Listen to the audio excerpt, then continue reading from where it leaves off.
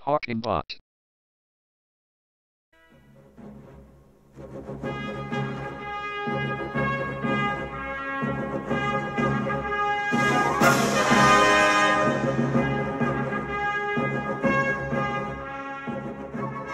Superman 4 was a few years after the disappointing travesty that was Superman 3. The Salkind brothers, who owned the rights, were done with the franchise, and they sold their controlling stake to the Canon Golden Globus Group. Golden Globus tempted Christopher Reeve back with a promise of a second less fresh adaptation of Superman to get it back on track. They then slashed the budget throughout the production, and Superman 4 as we know was born. Superman 4 opens with Rooskies aboard the Mir space station, about to be hit by a runaway light fitting. One of them is out spacewalking and the collision sends him spiraling off into space. But then Supes appears and remember this entrance, as it's the same special effect repeated throughout the movie. He steadies the space station and retrieves the Russian spacewalker. Молодцом, comrade. Там здесь будут безопаснее, товарищ. До свидания. Back on Earth, Supes is overseeing the sale of the Kent farm, following the death of his mother. You don't see this. The actual death, I mean. Not her dead body, which would just be weird. Supes goes into the shed and has a look in the spaceship which brought him to Earth. Inside is his green crystal. We also hear Supes' mother talking to him. Your mother planet. It is my last gift to you. Once removed, the ship will grow cold and silent, and you will be finally alone. The power in the module can be used but once. Remember in the first movie, it was Supes' dad who guided him, but with Marlon Brando written out of the Lester cut, they replaced her with Supes' mother, Susanna York. Supes removes the crystal and then his spaceship then disintegrates. Why is this? In the first film, Supes took the green crystal away to the Arctic to build the fortress, and the ship didn't disintegrate then. Maybe it was just past its sell-by date. The estate agent turns up, but Clark won't sell the farm to anyone but a farmer. Well, I'm sorry, Mr. Hornsby. I don't want to sell this place to a big developer. Anybody who buys it has to want a real farm. I don't think we need another shopping center. Anyway, the estate agent seems to go way back with the Clark family and they play a little bit of ball. Clark probably misses ball time with Earth Dad. Oh no. After the estate agent leaves, Supes hits the ball into space. Gee, I hope it doesn't hit the Mir space station again.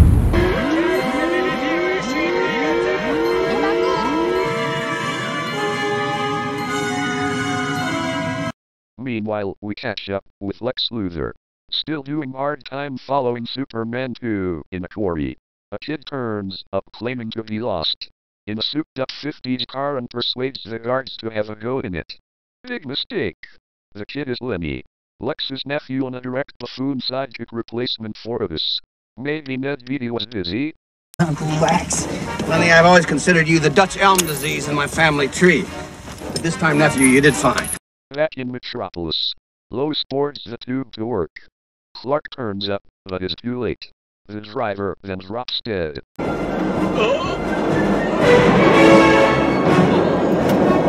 Maybe he just got a future premonition of Margot Kidder?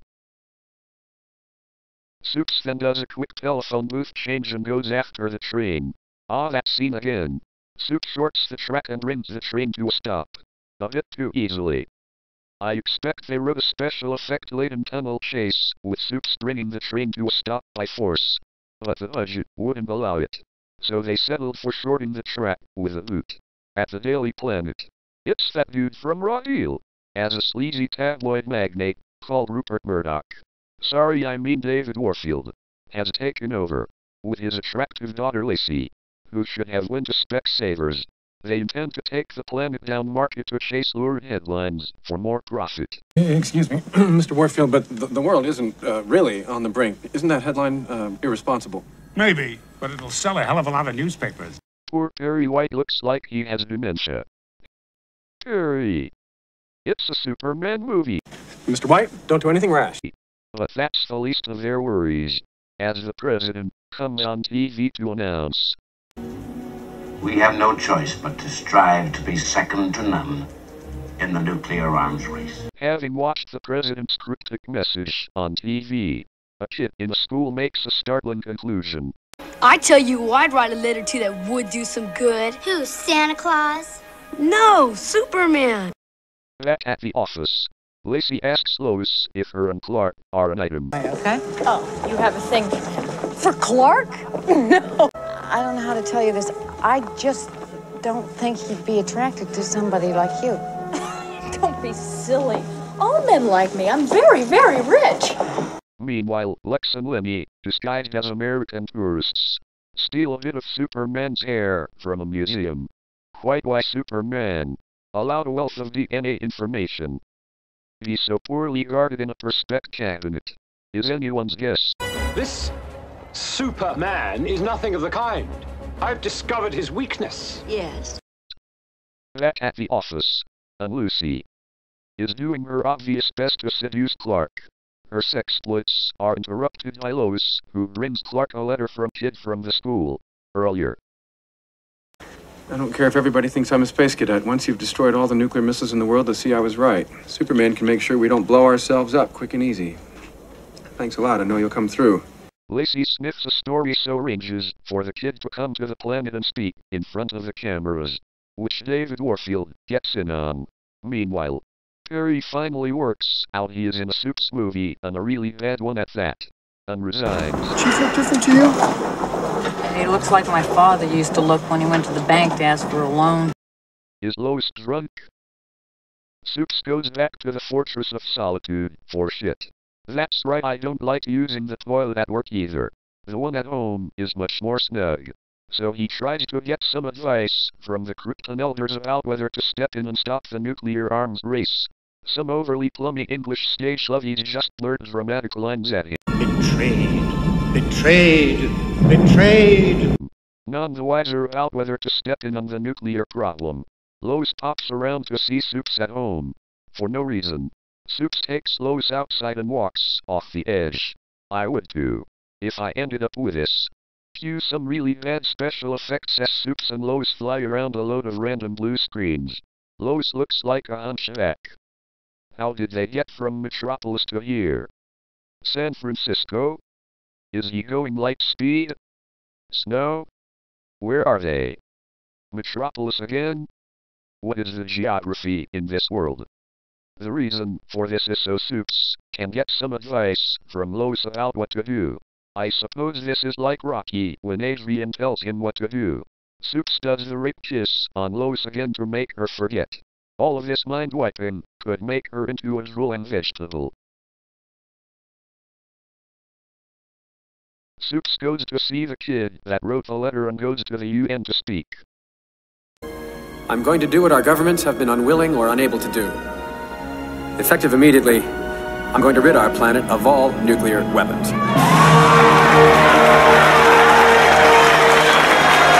He then collects up the world's nuclear arsenal, storing it in a big hairnet in space. Where did he get that big hairnet from? Confident he has cleared the world of nuclear missiles, he throws the hairnet into the sun. The end. Only joking. There must be something else to go down in this movie. Let's see. Back on Earth, Luthor is cooking up a dastardly plot with the world's leading arms dealers to repopulate the world with nuclear weapons. Hey, isn't that Porkins from Star Wars? And Jim Broadbent? Hey Porkins. Think about the future. So Lex sets about extracting DNA from the stolen Supes' hair. He then attaches it to a rocket at an army base, messes with the coordinates and shoots it into space, where Supes helps it on into the sun.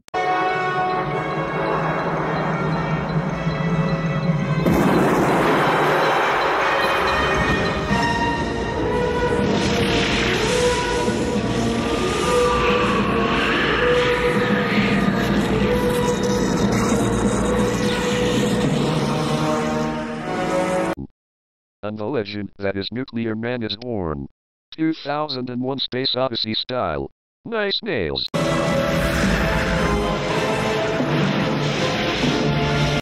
Back on Earth, Clark is at an aerobics class with Lacey. When the local gym meathead decides to pick on Clark, Clark gets his own back. No pain, no gain? Nuclear Man lands on Earth and meets his maker. It's beautiful. It's perfect. Welcome home, Nuclear Man. The power of the sun has given him internally generated heat. Time is. That could be a problem. Whenever Nuclear Man goes in the shade, he stops functioning. Back to Supes. And he has his work cut out tonight as he has a double date arranged with both Lois and Lacey. Hopefully later, he might get a threesome bunk up too. So Clark appears and then makes an excuse about needing taxi fare. So Supes appears. And then back to Clark. Supes. Etc. Hold on. Let's see that again. Did Supes just hop again? Was there supposed to be a way more special effect and they couldn't be bothered so they just let him hop instead? The fun and games go on till Luthor sends Supes a message about a bomb. Supes races to the location to find Luthor there, who tells Supes he was bluffing but wants to introduce Supes to Nuclear Man. You're right. No bomb. It's just that you're so involved in this world peace bit. You don't have time for social calls.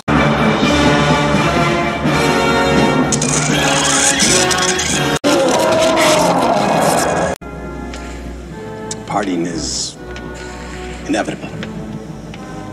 Destroy Superman. So Supes and Nukes go at it, falling off of a building. They fly up into space, and Nukes pops to China to destroy the Great Wall. What the fuck? Supes rebuilds the wall with a previously unseen Blu-ray vision. Interesting. Okay. Red for destruction. Blue for rebuilding. I get it. Nukes then entombs Supes in a block of crystal and starts a volcano.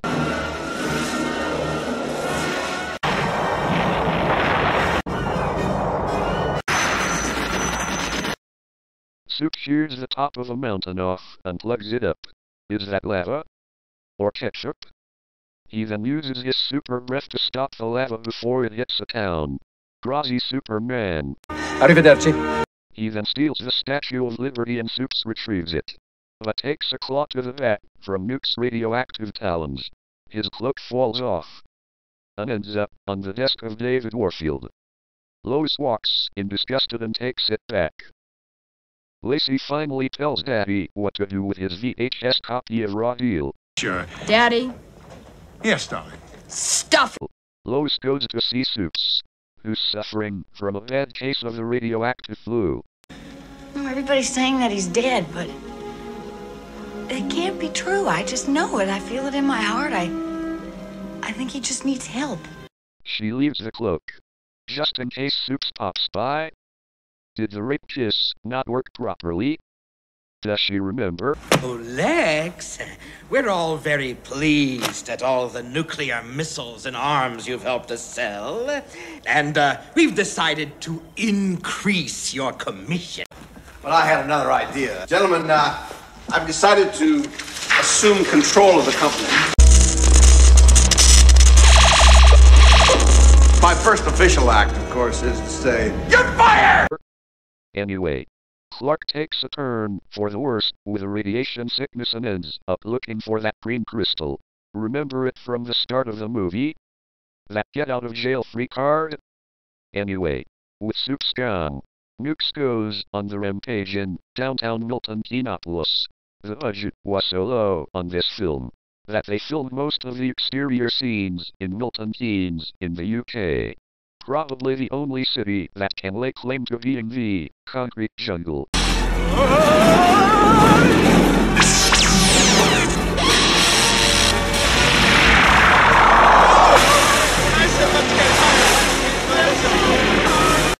Nukes spots a picture of Lacey and gets a bit horny, so goes to the Daily Planet to rape kiss her. Newly regenerated Supes reappears and tricks Nukes into stepping into the lift, where he powers down. Supes then rips the elevator out of the roof and dumps it on the moon. The sun then comes up again and Nukes gets his powers back. Quick, Supes! Destroy the sun. That will stop him. They have another fight and Supes gets rammed into the surface of the moon. Nukes remembers why he wanted to go to the Daily Planet and pops back to kidnap Lacey and takes her into outer space. Oh well, she's dead. Okay. She hasn't died in the cold harsh vacuum of space. Supes then pushes the moon in front of the sun, causing Nukes to power down again. After a quick trip back to Earth to drop off Lacey, who should have died in space like Tim Robbins in Mars Attack, Supes gets Nukes and drops him into a nuclear reactor. Why Supes is sure that this will kill Nukes is a mystery. He doesn't go back to check. I thought Nukes was born of nuclear beginnings. Surely a trip to Sellafield will recharge him. Anyway, Nukes is no more. Back on Earth, Warfield is ousted from the planet, and Perry takes control back after coming into a substantial amount of money. Supes does a kind of sorry for fucking with world politics kind of speech. I thought I could give you all the gift of the freedom from war, but I was wrong. And there will be peace. There will be peace when the people of the world want it so badly that their governments will have no choice but to give it to them. Finally, Lex and Lemmy are driving down a very English-looking motorway when Supes pops by and gives them a lift. Thor, just one thing. How did you beat him? High school physics, Luthor. But if your foul creature was born from the sun, that had to be a source of energy. See you in 20. It's back to prison for Lex and Lemmy ends up in a hostel called Boys Town. Say goodbye to that tight-ass old Lemmy. Bad influence. Do you think you can help him? Every boy can be helped, Superman. I think you're right. Good luck, son. And finally, Supes regresses 8 years in age, as he does that flying into camera, knowing smile wink thing. The end. Well, it's kind of hard to explain, actually. So, what's good? Well, Superman 4 does have some good things in it. Surprisingly. Firstly, the story is, special effects aside, a pretty good romp. The anti-nuclear war story, although a tad dated now, fit the time it was made pretty well. What would Superman do? Interfere? Or let the world sort its own problems out? It's an interesting problem for Supes to consider. Christopher Reeve is at his usual dignified best, taking the material seriously and coming across well. It's a nice touch for what budget they have to fly Clark out to the actual Smallville location. It's good to see Gene Hackman back as Lex Luthor. I really can't imagine anyone else in this role. He could play this character on a bad day and still shine. Webster, who Luthor and Superman scenes, verbally jousting, are the best thing in this film and invoke shades of the original Superman. Superman works best when he is up against a fellow supervillain, for me. Someone with the same or greater powers. So for the most part, Nuclear Man as a threat works, at least in principle. It creates a bit of tension, which is usually difficult to write, when the hero is nearly invincible to everything. Superman comes across as a citizen of the world in this film, more than any other. He rescues Ruskies, helps the Chinese, and Italians. I mean, I know he went to Paris in Superman 2 Lester Cut, but in this film, he comes across like he had more than just America's interests at heart. Some of the action scenes, special effects aside, are really inventive. When Supes stoops Nuclear Man into the lift and pulls it out the roof.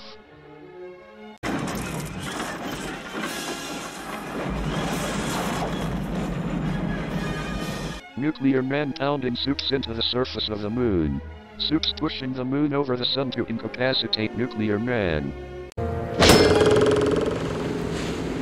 Bad vibrations?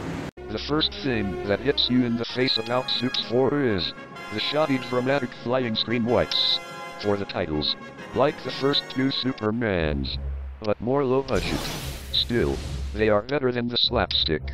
One catastrophe after another. Opening to Supes 3.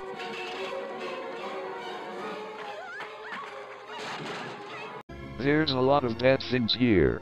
Hokey special effects. So-so acting. Bad continuity. Logic goes out of the window entirely. The low budget really affects what on paper could have been a great Superman movie. Some of the setups try to borrow from the old Superman for a cheap nostalgia kick. The interview. Like the first film, the borrowed scene of Supes and Lois flying together, but done not as well, which come at a random point in the film and feels totally out of place. Talking of out of place, the continuity is totally out of sorts. They go from Metropolis to San Francisco to the Arctic in the blink of an eye. I know this guy is faster than a speeding bullet, but come on, how about they fly over Naboo? Tatooine? Or LV-426? The same obvious special effect of Supes flying into the camera is used over and over. Supes collecting up the world's missiles in a big hairnet is stupid. I mean, Earth aren't going to shoot every missile into space. There will always be some missiles hidden away in silos somewhere. He can't possibly collect them all in space. The execution of the action scenes seem to have really suffered. On paper, Supes chasing and stopping a runaway tube train could have looked as good as when he stopped a falling jet plane. But he just stamped his foot and the train stopped. Nuclear Man on the rampage just looks a bit cheap. Not a patch on Zod & Company tearing up Metropolis. And what's with a horrendous mullet and gold and black spandex? Those big gold nails? This guy is too 80s for the 1980s. Chris Reeve looks a bit pale and thin in this. Like you could snap him like a twig. And sometimes you think Nuclear Man might just do that. Not like Superman 3, when he bulked up to his biggest in the series. Beefcake. However, Supes looks a bit bulky around the waist in Supes 4. Not because he was putting on weight. Because his flying harness was obvious. He wore a similar harness in the original films. But it was hidden by a combo of camera work and the red cloak. In 4, they just don't seem to try and hide the strings. Still, at least it doesn't make Supes look stupid. I mean, when drunkard Lois wears her harness, she looks like Quasimodo. Margot Kidder is starting to look a little haggard by this film. But she wasn't even 40, especially alongside the younger Mariel Hemingway, and seems for the most part to be completely drunk when delivering her line.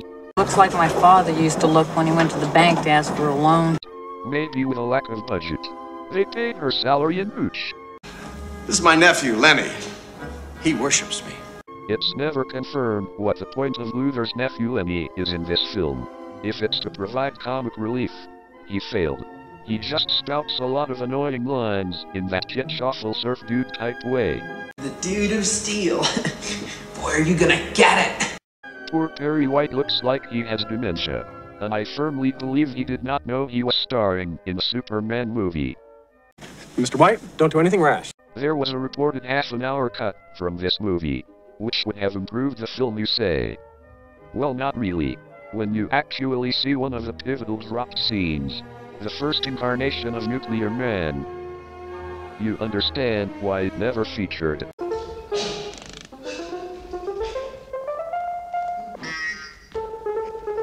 Come on, boy.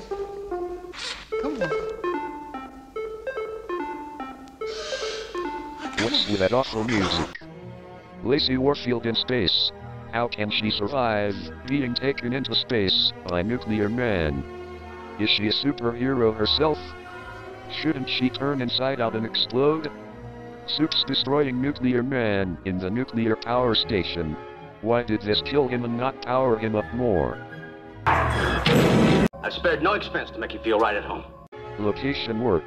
The fact this film was shot in Milton Keynes in the UK, which was supposed to double for New York/Metropolis, makes it look really cheap, and limits the scope of what they can show. That's why the outdoor scenes are close in and looking down, as not to betray the fact it's not New York. The only time you see actual New York footage is through blue screen effects. The rest of the time, it's quite clear they are in great old England, like when Lex is driving down a very English motorway on a grey day. The scenes in the UN building are quite clearly in the town hall. I'll introduce him to his first nightmare, a nuclear man. He'll pierce his skin. He'll make him mortal. He'll become sick. We'll dance on his grave. Nuclear Man.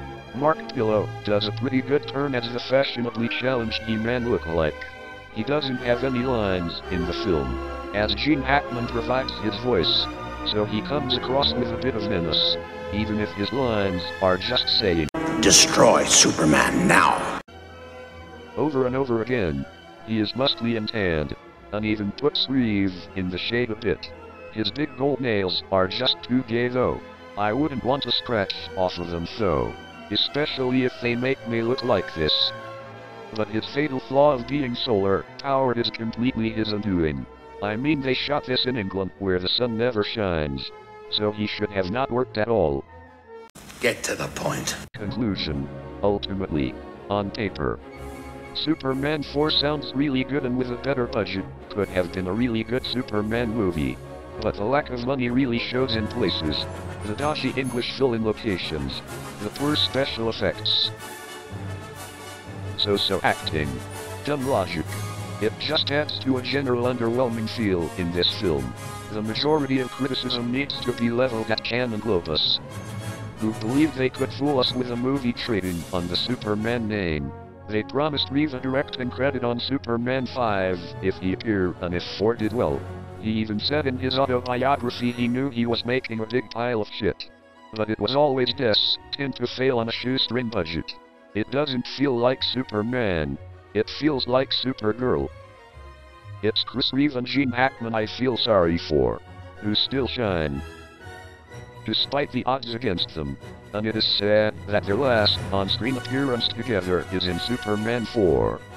All that said, I find that 4 is better than Supes 3, because at least it sticks to the tested formula of Supes 2, and doesn't attempt to divert by having Superman get drunk or intimidate women, and has a kind of rough charm to it. Some good humor, the odd interesting action set piece, because if you look past all of the shit, then you still have a really hopeful Superman movie, with a message, at least on paper. Good night, sweet prince.